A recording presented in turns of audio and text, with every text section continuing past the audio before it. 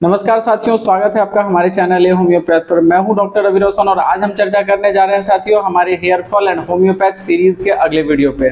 साथियों ये वीडियो है आपके फोरहेड के बाल के झड़ने पर। बहुत लोगों में आपने देखा होगा कि सर के सामने के फोरहेड के बाल जो है वो झड़ना स्टार्ट हो जाते हैं। इसको ऐसे हम फ्रंटल फाइब्रोसिंग एलोपेशिया भी कहा जाता है, इस तरह के कंडीशन को।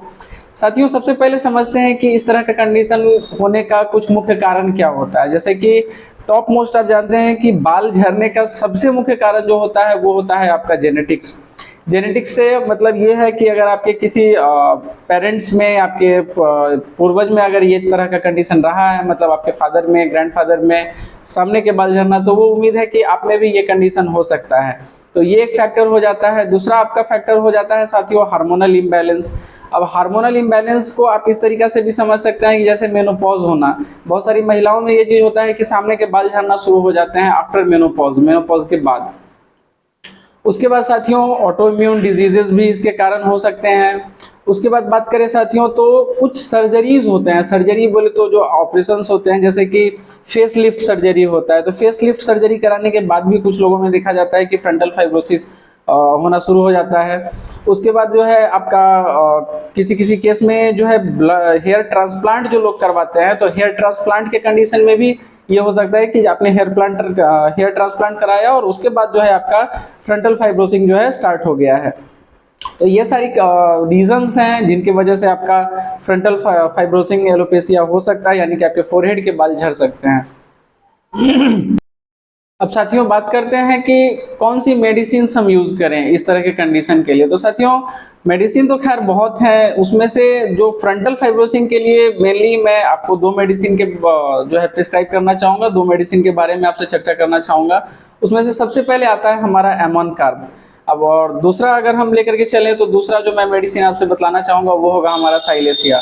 तो इन दो मेडिसिन के बारे में हम जानेंगे कि कब यूज करें, किस तरह से यूज करें, क्या पोटेंसी यूज करें। साथियों सबसे पहले नंबर पर आता है एमोन कार्ब। एमोन कार्ब साथियों फ्रंटल फाइब्रोसिंग के लिए बहुत बेहतरीन मेडिसिन है। ये आपके फ्रंटल फाइब्रोसिंग को रोकती है, कम करती है। सबसे फर्स्ट स्टेज में तो कम होता है धीरे धीरे, उसके बाद रुक जाना, उसके बाद जो है कि जब कंप्लीटली आपका फ्रंटल फाइब्रोसिंग बंद हो जाता है तो उम्मीद रहता है कि हो सकता है बाल आए भी। हालांकि बाल आने का क्लेम करना थोड़ा सा टफ है क्योंकि इसका रिजल्ट जो है उतना ज्यादा नहीं होता है, लेकिन फिर भी बहुत सारे केसेस में है कि बाल आते भी हैं। तो साथियों कब यूज करें आपका एमोन कार्ब जो है हम उसे कब यूज करें, किस पेशेंट में, और साइलेसिया किस पेशेंट में यूज करें।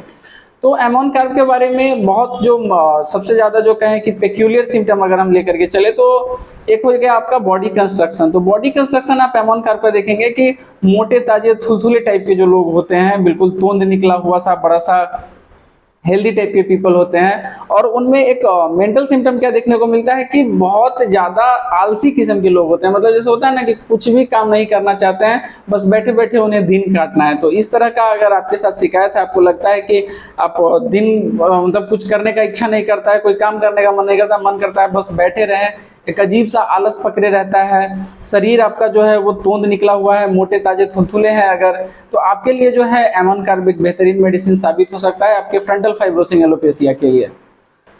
उसके बाद साथियों बतला दूं कि आपके एक्यूट कंडीशन अगर आपका ये अगर है, आपका जो फ्रंटल फाइब्रोसिंग है वो अगर एक्यूट है, नया नया स्टार्ट हुआ है, 2 4 6 महीने साल भर से अगर ये हो रहा है, ज्यादा बाल नहीं झरे हैं, तो उस कंडीशन के लिए आपका एमोन कार्ब जो है आपके लिए बेस्ट मेडिसिन हो सकता है।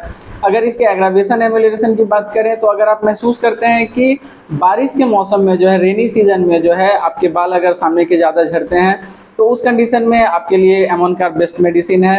अगर वहीं हम बात करें कि कब कम रहता है, तो गर्मी के मौसम में जो है आपको महसूस होता है कि आपके बाल कम झड़ रहे हैं, तो उस कंडीशन के लिए। उसके बाद बात करते हैं साथियों पोटेंसी। तो पोटेंसी साथियों होम्योपैथ में कहा जाता है कि मिनिमम पोटेंसी से स्टार्ट करना चाहिए।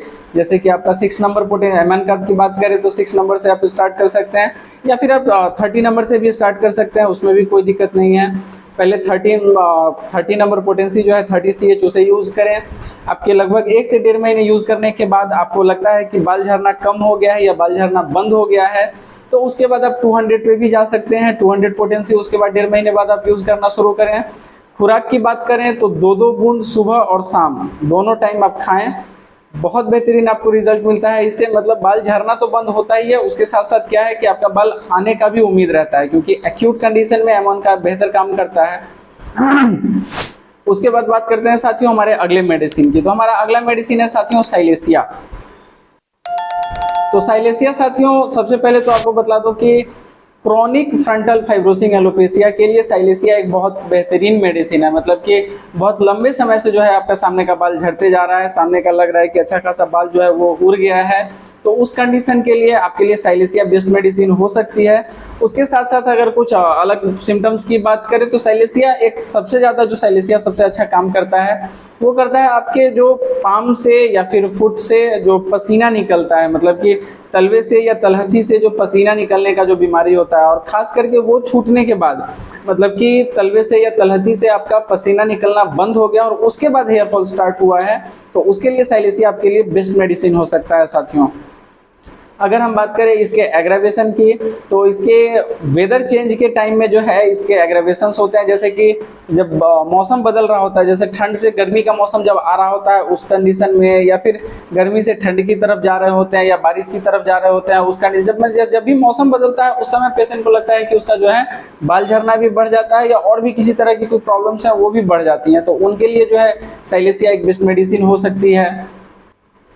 वहीं इसके एमेलियोरेशन की बात करें तो एमेलियोरेशन इसका जो है आपके गर्म मौसम में जो है बिल्कुल जो हीट वेदर होता है उस समय में लगता है कि जैसे बाल झड़ना जो है एकदम से बंद रहता है, या फिर और भी किसी तरह की कोई प्रॉब्लम है तो वो नहीं हो रही होती है, आप गर्मी के मौसम में ठीक फील करते हैं, तो उस कंडीशन के लिए साइलेसिया आपके लिए बेहतर मेडिसिन साबित हो सकती है। पोटेंसी की बात करें साथियों तो 30 पोटेंसी से आप यूज़ कर सकते हैं, साइलेसिया 30 से आप यूज़ करें। 30 आपको एक रिजल्ट देती है, एक प्रॉपर कुछ आपको रिलीफ फील होता है। उसके बाद जो है आप लगभग 2 महीने 1.5 महीने यूज़ करने के बाद जो है 200 पोटेंसी पे जा सकते हैं। 200 पोटेंसी से आपको फर्दर जो इम्प्रूवमेंट और प्रॉफिट मिलना चाहिए वो मिलता है।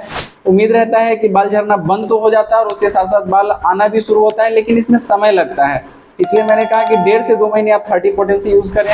जब आपको रिलीफ फील होती है उसके बाद जो है आप 200 पे जाते हैं, उसे 1.5-2 महीने यूज़ करते हैं, उसके बाद आपको महसूस होना शुरू होता है कि हाँ बाल आ भी रहा है। तो ये सारी चीज़ें हैं साथियों एमोन कार्ब और साइलेसिया के बारे में।